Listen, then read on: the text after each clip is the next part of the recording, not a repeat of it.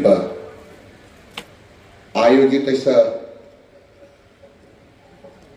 राजस्थान शिक्षक संघ राष्ट्रीय के शैक्षिक सम्मेलन में मंचस्थ विराजित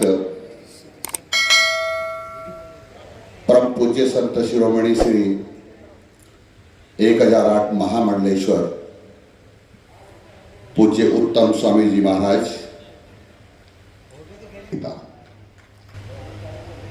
राजस्थान शिक्षक राष्ट्रीय राजस्थान में सफलतम शैक्षिक सम्मेलन करता है, ये दुनिया जानती है।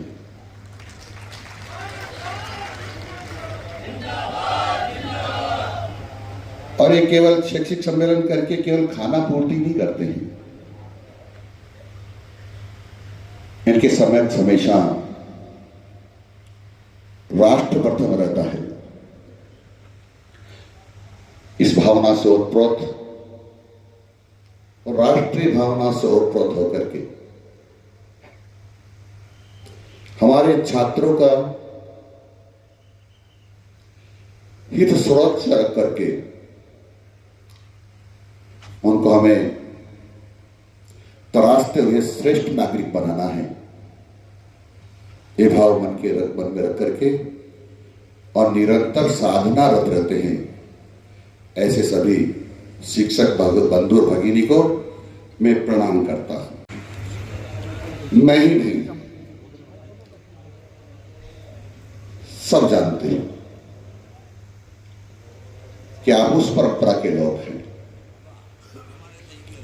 जिस परंपरा के गुरु वशिष्ठ, समर्थ गुरु रामदास, रामकृष्ण परमहंस हुए हैं, जिन्होंने भगवान राम, शिवाजी और विवेकानंद को तैयार किया है। उस परंपरा के आप गुरु हैं और उसी परंपरा में आगे बढ़ते हुए आप अपना काम कर रहे हैं और इसी का परिणाम है आप देश में सर्वोच्च स्थानों पर बैठे हुए लोग आपसे शिक्षा प्राप्त करके देश का संचालन कर रहे हैं और जिसको विश्व भर में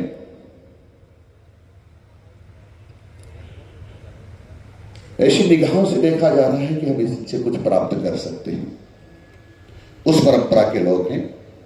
और इसलिए आपसे हमेशा ऐसी अपेक्षा की जाती है कि आप इस परंपरा को बनाए रखें, इसके सम्मान को और बढ़ाएं, ताकि हम विवेकानंद, शिवाजी जैसे नागरिक तैयार कर सके, ताकि देश का संचालन ठीक प्रकार से हो सके। हमारे लिए प्रेरणा के स्रोत, प्रेरणा बन सके, हम सब लोगों को दिशा दे सके और इस प्रकार के हम सब लोगों को नागरिक तैयार करना है। मैं ये भी जानता हूं कि निरंतर अपना साधना रहते हुए राजस्थान शिक्षा विभाग का मान बढ़ा रहे हैं, क्योंकि आप सब लोगों ने जो किया है उसका परिणाम ये रहा है कि हाँ, 3 वर्ष पूर्व हमारा शिक्षा का स्तर रैंक को देखें तो 11वें स्थान पर था और हिंदुस्तान में हम 3रे स्थान पर हैं। इसलिए आपको मैं बधाई देता हूं। मैं ये भी बधाई देता हूं, एक दिन में बैठा हुआ था तो मैंने 20 जिलों का आकलन किया। जब 20 जिलों का आकलन किया तो पाया कि सरकारी विद्यालयों में पढ़ने वाले ऐसे 18,300 छात्र जिसने 75% से अंक प्राप्त किए हैं। उतने ही जिलों में निजी विद्यालय में पढ़ने वाले छात्रों ने 13,200 बच्चों ने 75% अंक प्राप्त किए हैं। और इसलिए मैं कह सकता हूं दावे के साथ, हमारा का शिक्षा का स्तर आपके माध्यम से, आपकी मेहनत से निरंतर बढ़ता जा रहा है। इसकी भी मैं आपको बधाई देता हूं। मैं कोशिश ये करता हूं, माननीय भजन लाल जी शर्मा के नेतृत्व में इस शिक्षा के पंख लग जाए और इसीलिए आपकी सुविधाओं को भी मैं ध्यान रखता हूं और इसलिए लगभग माननीय भजन लाल जी के नेतृत्व में उनका दिशा निर्देश में लगभग 50,000 शिक्षक बंधु भगिनियों के प्रमोशन किए, जो संभवतः इतने कम काल में कभी नहीं हुए थे। ये सच है कि कुछ प्रमोशन बाकी है। जैसा अध्यक्ष महोदय ने भी कहा था, महामंत्री जी ने भी कहा था, हम कोशिश कर रहे हैं कि 3rd ग्रेड से 2nd ग्रेड के हम प्रमोशन करें, परंतु मामला न्यायालय में विचाराधीन है। हम माननीय न्यायालय से निवेदन कर रहे हैं कि वह शीघ्र इसका निस्तारण करें। साथ में भी निवेदन कर रहे हैं कि निस्तारण में देरी लगती है तो न्यायाधीन हमको प्रमोशन करने की परमिशन दे दे, तो मैं शीघ्र ही आप सब लोगों के प्रमोशन करना चाहते हैं। कुछ मेरी वजह से आपको जरूर कष्ट हुए होंगे,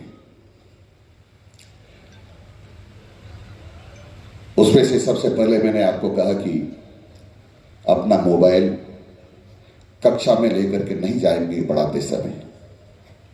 कुछ विरोधी भी हुआ, लेकिन आप जैसे संगठन ने उसका समर्थन किया है, इसलिए आपको मैं उसकी बधाई देता हूं। उसका परिणाम आपने देखा जो मैंने आपको पहले बताया है। यही नहीं, यह भी निर्देश प्रसारित किए हैं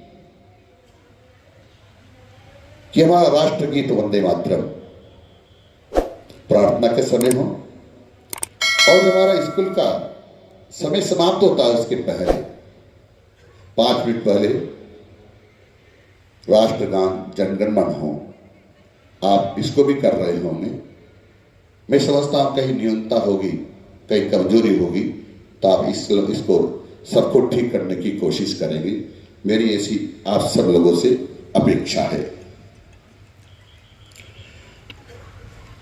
माननीय मुख्यमंत्री जी के निर्देशन में शिक्षा विभाग ये चाहता है कि गुणवत्तापूर्वक शिक्षा मिले और इसके अलावा शिक्षा में मानवीय मूल्यों का समावेश हो। अब मानवीय मूल्यों का समावेश केवल किताबें पढ़ने से नहीं हो जाएगा। किताबें उसमें सहायक हो सकती है, लेकिन हमारे शिक्षा विभाग के जितने भी लोग, चाहे वो अधिकारी हैं चाहे शिक्षक हैं, उन सबको भी अपना आपका व्यक्तित्व इस प्रकार से बनाना पड़ेगा कि हमारा व्यक्तित्व उनको प्रेरणा दे सके, मौन रहकर भी प्रेरणा दे सके। इस प्रकार की कोशिश सबको करनी पड़ेगी। यहाँ माननीय प्रदेश अध्यक्ष जी खड़े होकर के कुछ सुझाव दे रहे थे। वगैरह शिक्षक कल्याण बोर्ड की स्थापना की योजना बनाना चाहिए। हमने प्रस्ताव को सक्षम स्तर पर भेज दिया है, बहुत शीघ्र संभवतः निर्णय होगा। शिक्षकों को मान्यता की कार्यवाही शीघ्र प्रारंभ की जानी चाहिए। मैंने अधिकारी को दिशा निर्देश दिए हैं, विधि विभाग में उनको भेजा है। विधि विभाग ने कुछ अपनी मजबूरियां बताई है, लेकिन उसका भी को रास्ता निकालेंगे ताकि समाधान हो सके। और हम चाहते हैं, यानी सरकार चाहती है कि शिक्षक संघ, राजस्थान शिक्षक संघ राष्ट्रीय को शीघ्र मान्यता मिले, इसलिए आगे की कार्य बढ़ाएंगे। और यह भी कहा था कि प्रमोशन करना चाहिए तृतीय से द्वितीय की, जिसकी मैंने पहले ही चर्चा कर दी है। संविदा पर लगे कार्मिकों का नियमित करने की प्रक्रिया हमारी आगे बढ़ रही है। हमने सकारात्मक सोच रखते हुए आगे बढ़ाया है। बहुत ही शीघ्र इसके परिणाम हमारे समक्ष आने वाले हैं। हम कभी भी नकारात्मक नहीं सोचते, भारतीय जनता पार्टी की सरकार माननीय भजन लाल जी शर्मा के नेतृत्व में हमेशा सकारात्मक सोचते हुए, सबके हितों की सोचते हुए आगे बढ़ती है। किसी के बारे में हम नकारात्मक नहीं सोचते, लेकिन हमेशा यही मन में रहता है कि छात्रों का हित सर्वोपरि रहे, उनको किसी प्रकार का नुकसान न हो, यह ध्यान रहता है। मैं बधाई देता हूं शिक्षक संघ को, जिन्होंने कहा कि हमारा विद्यालय हमारा स्वाभिमान है, हमारा विद्यालय हमारा तीर्थ है। और इस प्रकार से भावना रख करके शिक्षा के क्षेत्र में आप लोग काम कर रहे हैं, इससे सरकार को भी लाभ मिलेगा, सहयोग मिलेगा। और शिक्षा के क्षेत्र में सकारात्मक भाव पैदा करते हुए हम सब लोगों को प्रेरणा देंगे और प्रेरणा के केंद्र बनेंगे। और हमारा इसके कारण से जो भाव उत्पन्न होगा, उसके कारण से शिक्षा का स्तर और निरंतर सुधरेगा। मैं क्योंकि यहाँ राजस्थान शिक्षक संघ राष्ट्र के शैक्षिक सम्मेलन में खड़ा हूं, तो मैं अपेक्षा कर सकता हूं, क्योंकि आपके लिए राष्ट्र प्रथम है और आप सब लोग परोपकारी हैं, अच्छे हैं, आप दिशा देने वाले हैं। ये काम आप करेंगे तो समाज के लोग आपका अनुकरण करते हुए काम करेंगे, तो मैं सोचता हूं देश का बहुत बड़ा काम होगा। आप सब लोगों के चरणों में नमन करते हुए, आपको पुनः बधाई देते हुए अपनी बात को समाप्त करता हूं। नमस्कार, जय हिंद।